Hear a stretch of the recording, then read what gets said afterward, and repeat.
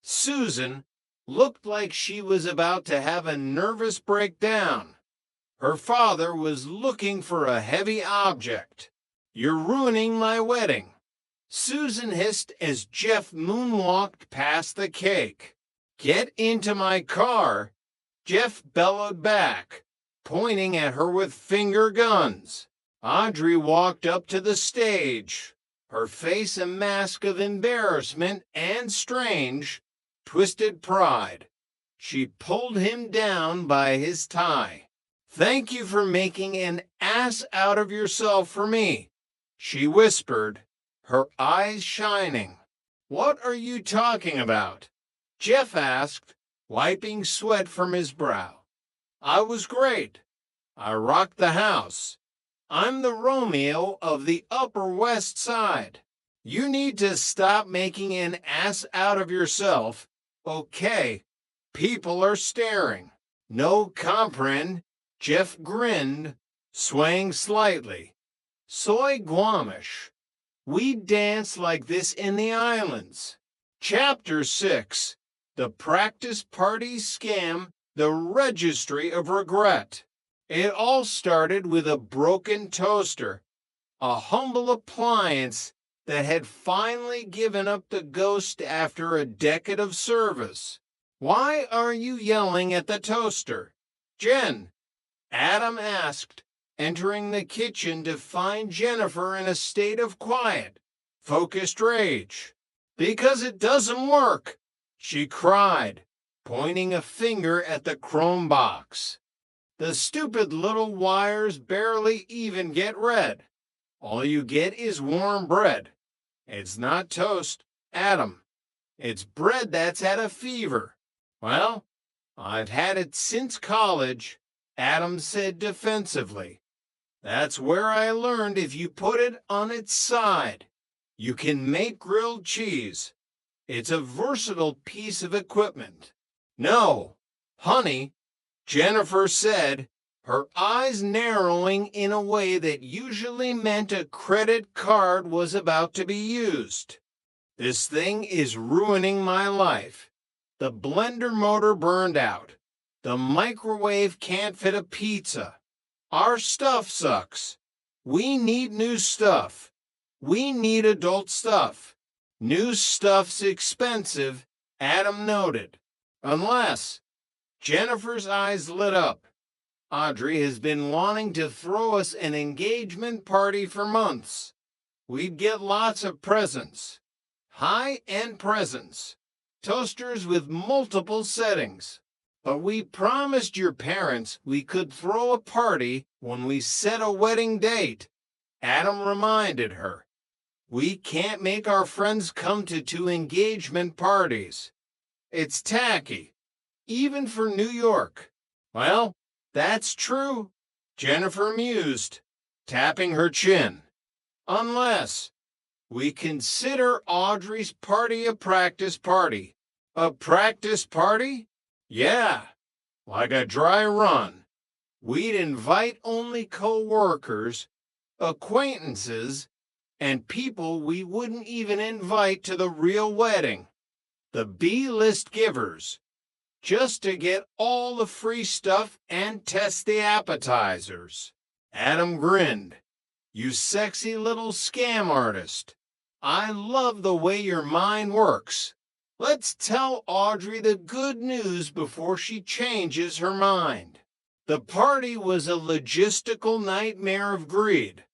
They registered at 3 different stores, scanning items with the intensity of diamond thieves. They even invited the woman down the hall whom they only knew as Mrs. Fizzwhiskers because she owned a cat that wore a sweater. "What the hell are you trying to pull, Rhodes?" Jeff asked, cornering Adam by the punch bowl. "Nothing. We're just celebrating our love." "Don't play dumb with me," Jeff said. "That's a game you can't win. I saw the guest list. There's a guy here who's only here because he once held the elevator for you. You're in it for the presents, the hall, Okay, fine, Adam hissed. We're registering for a ton of stuff. We need a salad shooter. Jeff, my life is incomplete without shot-out lettuce. I want an, Jeff said flatly. What? Yeah, let me register for some stuff that I want. A new grill cover. Maybe a shop vac. If you're gonna pull a scam in my apartment, the house should get a taste. It's the law of the jungle. Fine, Adam grumbled. But no big ticket items, no flat screens. I don't think you're in any position to make demands, Mr. Teeny. Jeff smirked, pointing at Adam's messenger bag. Or should I tell Jennifer about the practice party name? By the end of the night, the living room was piled high with boxes. There was a salad shooter, a bread maker they would never use, a pasta maker that would stay in its box for 5 years, and a talking scale that told you if you were getting fat in a very judgmental British accent. We have executed the perfect crime, Jennifer whispered as the last guest, a confused accountant from Adam's office, left. But fate, as it often does in Manhattan, had a twist in store. One of the guests, a woman named Rachel, stopped by the door, renewing their vows. A bar mitzvah for her dog. Adam cried, looking at the pile of invitations they had received in return. They're scamming us right back. Now we have to get them gifts. We're losing money on this deal. We'll just give them the talking scale, Jennifer suggested. I am not giving up the talking scale, Jeff shouted from the other room. It's the only thing in this house that tells me the truth about my holiday weight. Chapter 7. Barb's Big Apple Breakout, the Russell Transformation. Russell's world was rocked by the arrival of Audrey's sister, Barb.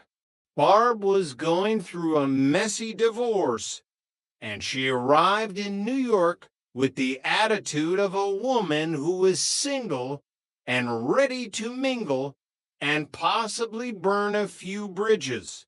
I have it narrowed down to 2 ways in which I do it, Russell told Jeff, referring to his impending conquest of Barb. He was using a napkin to map out her apartment. Don't tell me. Jeff said, I want to be surprised, like a magician's assistant. But something strange happened.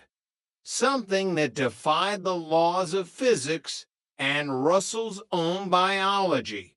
Russell spent a full day with Barb visiting museums, walking in the park, actually listening to her, and for the first time in his adult life, he didn't try to hit it. I spent the day with Barb just hanging out, and there was no sex, Russell told a stunned Jeff at the bar. Can you believe it? I held her hand, Jeff, without guiding it toward anything. I was a friend. No, Jeff said, horrified, dropping his glass. You might be falling in love. That's the gateway drug to marriage. Stop now. Oh, gross, Russell said, but he didn't sound convinced. But the real trouble began when Jeff discovered that Barb had a one-night stand with a random guy she met at a bar, and it wasn't Russell. It was a guy who looked like a roadie for a heavy metal band. She brought home a guy who looked like Tommy Lee's less successful cousin, Jeff told Audrey.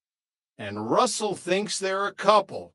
He's planning matching highlights. Oh, My God, Audrey said,